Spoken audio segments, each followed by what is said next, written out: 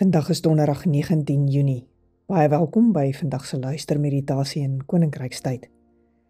Die teksgedeelte waarby ons vandag gaan stil staan is Kolossense 1 vers 9 tot vers 11 en ons gaan lees uit die 1983 vertaling.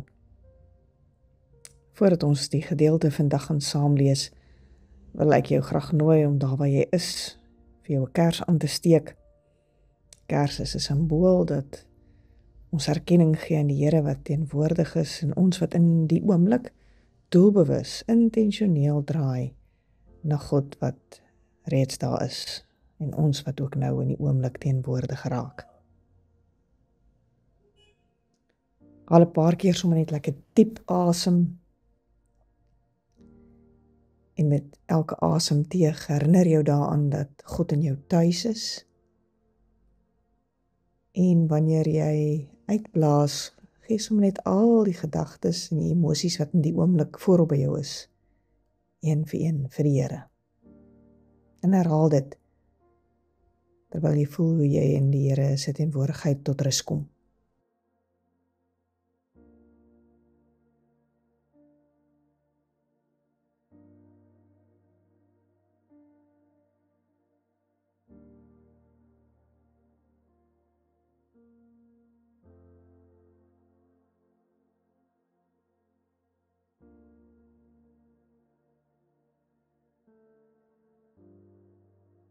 Dit was net 'n ligte wind, baie rustig, nes 'n briesie.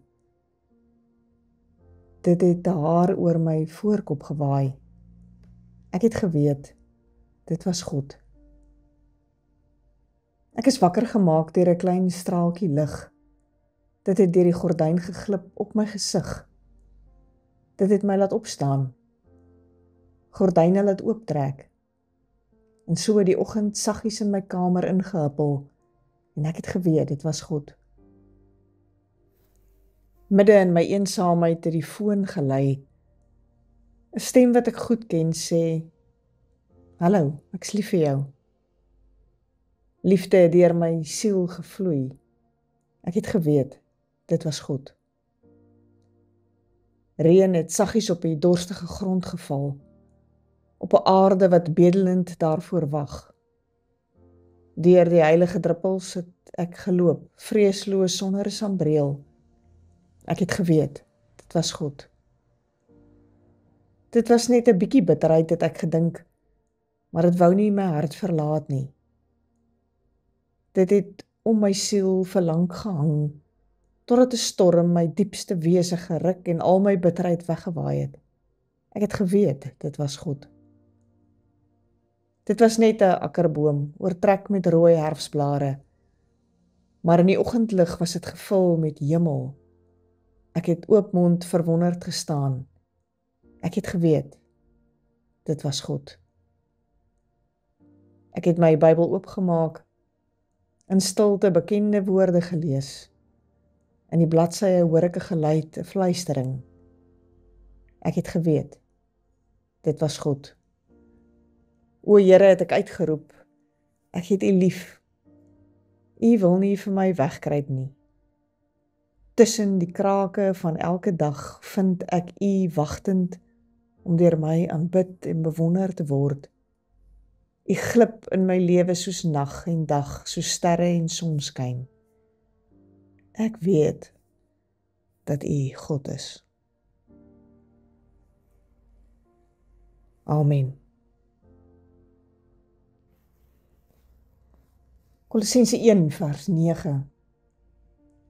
Ons vra God dat julle deur al die wysheid en die insig wat die Gees gee, tot volle kennis kan kom van wat sy wil is.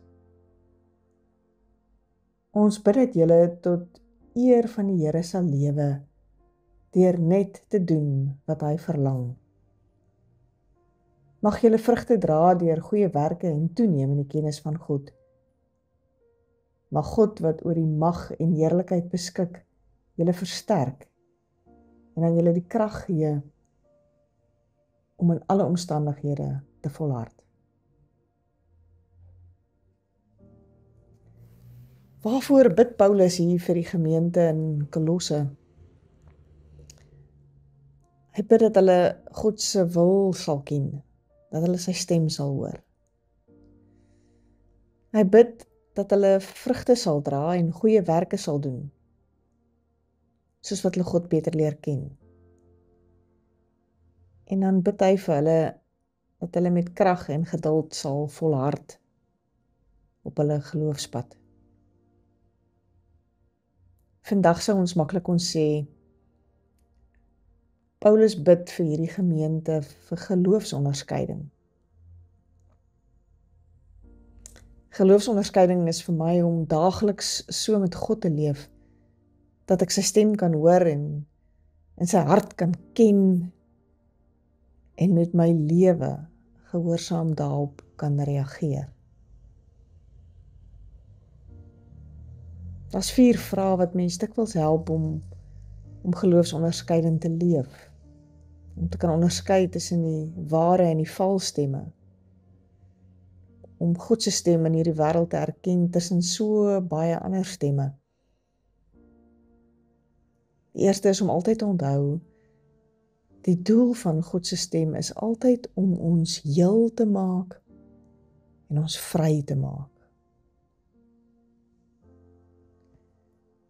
Die tweede is om te onthou, God se stem neem my altyd nader aan God. Dit vat my nooit weg van God af nie. Die derde wat ek kan onthou is, God se stem help my altyd om meer autentiek te leef. Meer te leef dit wat God my gemaak het. Om God se droom vir my lewe te leef.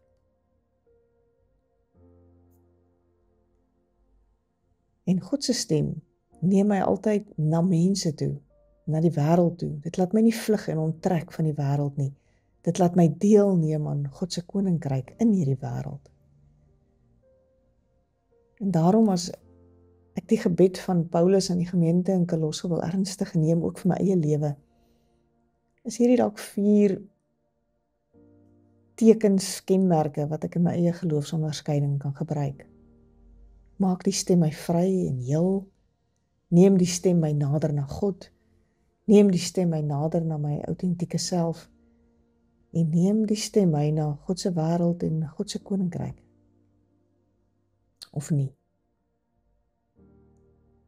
Dalk is daar op die oomblik goed in jou eie lewe, stemme in jou eie lewe, wat jy ook moet onderskei. Is dit van God? Of is hierdie stemme valsstemme wat my wil mislei en op 'n verkeerde spoor wil sit? Gebruik hierdie 4 kenmerke van geloofsonderskeiding vandag en dink bidend hieroor na.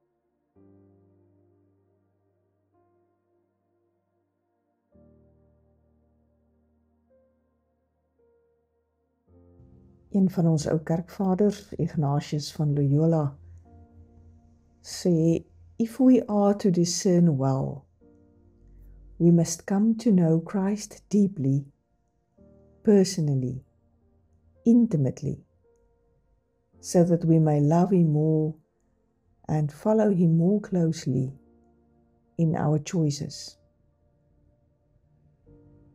Dit help my altyd om te weet dat geloofsonderskeiding nie soos 'n kraan is waarna toe ek gaan as ek dors is nie. En dan oopdraai, vir my glas water ingooi en dan maar weer aangaan nie. Nee, geloofsonderskeiding is 'n manier van leef, elke dag met God. Sodat ek hom al beter kan ken, sy hart. En sodat sy hart my lewe kan bepaal. Sy hartklop, my hartklop kan bepaal. Daarom hierdie gebed van Paulus vandag vir jou en my. Ek vra dat God deur al die wysheid en insig wat die Gees gee, ons sal help om tot volle kennis te kom van wat sy wil is. En ek bid dat ons tot eer van die Here sal lewe deur te doen wat hy verlang. Dat my lewe vrugte sal dra deur goeie werke en dat dit sal toeneem hoe meer ek God werklik leer ken. En ek bid dat God wat oor die mag en die heerlikheid beskik, ons sal versterk en aan ons die krag sal gee om in alle omstandighede met geduld te volhard. Amen.